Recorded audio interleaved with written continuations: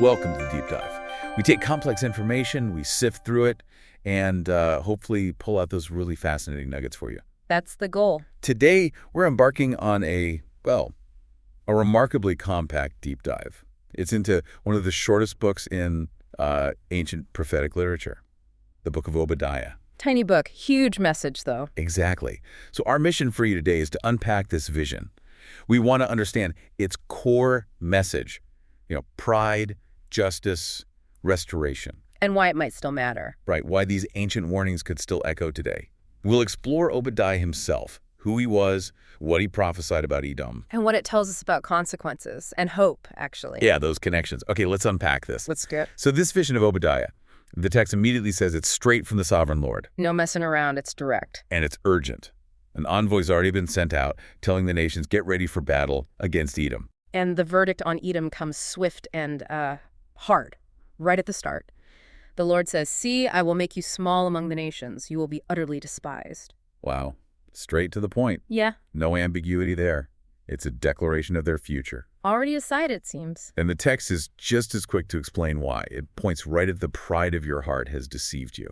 Pride. The classic downfall. Yeah.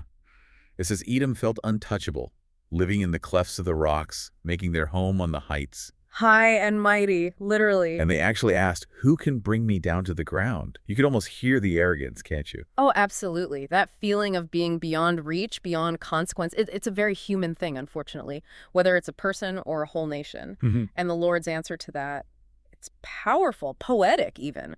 Though you soar like the eagle and make your nest among the stars, from there I will bring you down. Chilling. Basically, no height is too high, no security measure is enough. Exactly. If God decides it's time, it's time. It's a dismantling of that self-reliant pride. And the description of the destruction, it's really vivid. It contrasts Edom's fate with, say, common thieves. Right. Thieves just take what they want, maybe leave some things behind. Great pickers, they always leave gleanings. But not for Edom. No. For Esau, which is Edom, remember, Jacob's brother Esau's descendants, the text says how Esau will be ransacked, his hidden treasures pillaged. Total, complete devastation, not just opportunistic looting. Far beyond that, it's a stripping bare. Yeah. And maybe the worst part, betrayal. The allies turning on them. Yeah. All your allies will force you to the border. Your friends will deceive and overpower you. Even those they share meals with, those who eat your bread will set a trap for you. Oof, and they won't even see it coming. Yeah. But you will not detect it. It's harsh. It paints this picture of absolute isolation. Undone by your enemies is one thing, but by your friends. It adds another layer of tragedy. And it seems like nothing internal can save them either. Not their strength, not even their famous wisdom. Right.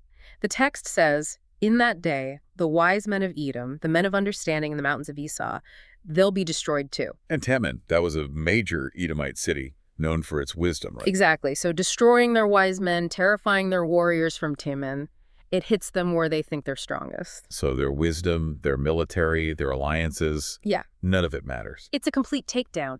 Everyone in Esau's mountains will be cut down in the slaughter. Total societal collapse. Okay, so we've seen the what's total destruction and the how comprehensive, even involving betrayal. But the crucial question is why? Why Edom? And the text is crystal clear. It boils down to one phrase. Because of the violence against your brother Jacob. That sibling relationship is key. Foundational. Jacob and Esau. Twins. Their history is complicated. Rivalry, separation. Israel and Edom are these brother nations. So this isn't just international conflict. It's portrayed as family betrayal. Which makes the violence that much heavier. But what was this violence specifically? Well, the prophecy details it. It wasn't just one thing. It was a pattern. Like when foreigners were sacking Jerusalem, carrying off wealth. Yeah. Edom just stood aloof, watched it happen. The text says by doing nothing, Edom was like one of them. Wow. So inaction itself was participation. Culpability through indifference. Exactly. But it wasn't just indifference, was it? It got worse. It did. The prophecy explicitly warns Edom, you should not look down on your brother in the day of his misfortune. Don't rejoice over Judah's destruction. Don't boast in their time of trouble. So they weren't just passive bystanders. They were actually enjoying it, gloating. Taking pleasure in their brother's suffering. Schadenfreude, basically. And then it moves to active exploitation.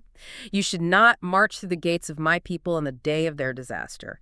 Don't look down on them in their calamity, and definitely don't seize their wealth. So kicking them when they're down, taking advantage. And the absolute lowest point, perhaps. You should not wait at the crossroads to cut down their fugitives, nor hand over their survivors in the day of their trouble. That's actively helping the enemy hunt down your own relatives who are trying to escape. It's horrifying. Betrayal doesn't get much worse than that. Which leads to this core principle the text states so powerfully. Oh, yes, the reciprocity. As you have done, it will be done to you. Your deeds will return upon your own head.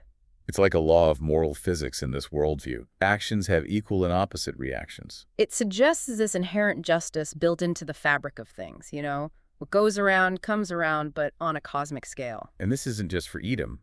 The scope widens. Right. The day of the Lord is near for all nations. And that day of the Lord, just for clarity, isn't necessarily a literal 24 hours, is it? It's more like an era of divine judgment and intervention. Exactly. A time when God steps in decisively.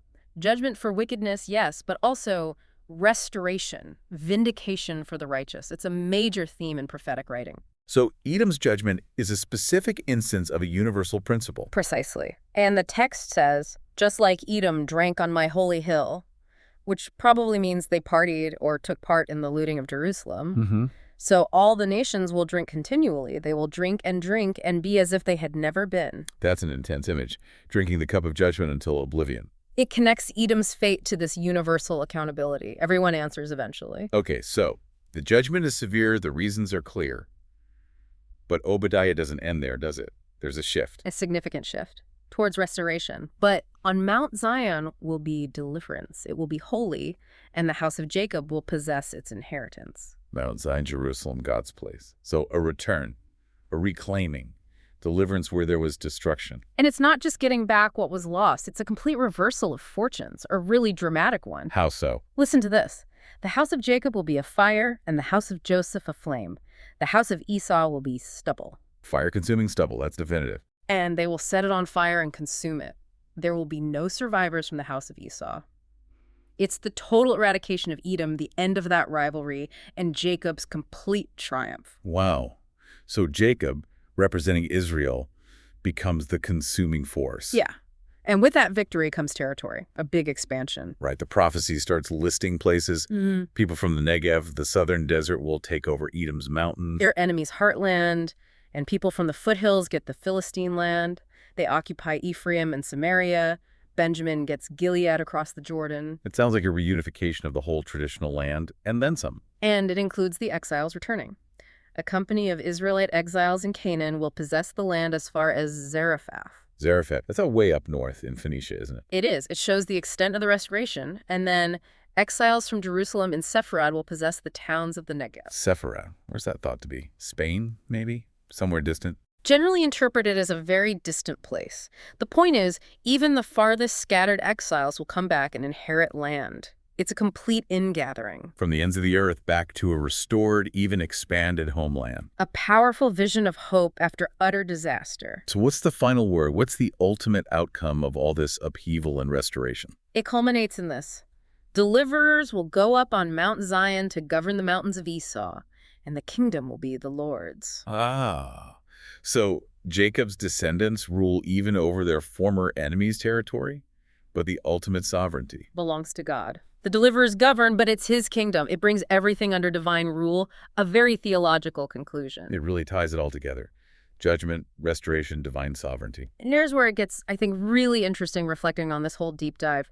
Obadiah, though short, hammers home these timeless themes. Definitely. Pride, first and foremost, the danger of it. Especially pride mixed with cruelty or just cold indifference to someone else's suffering, like Edom watching Jacob fall. It's a stark reminder that actions, and maybe even inactions, have consequences. That principle, as you have done, it will be done to you, really sticks. It does. It speaks to this idea of accountability.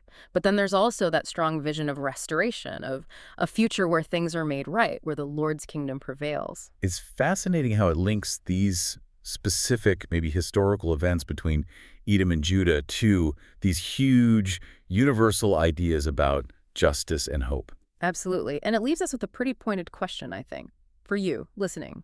When you see someone else in deep trouble, maybe even someone you consider a rival, or just someone you don't know, how much does just standing by, just watching, make you, in some sense, like one of them? Ooh, That's a heavy thought to end on.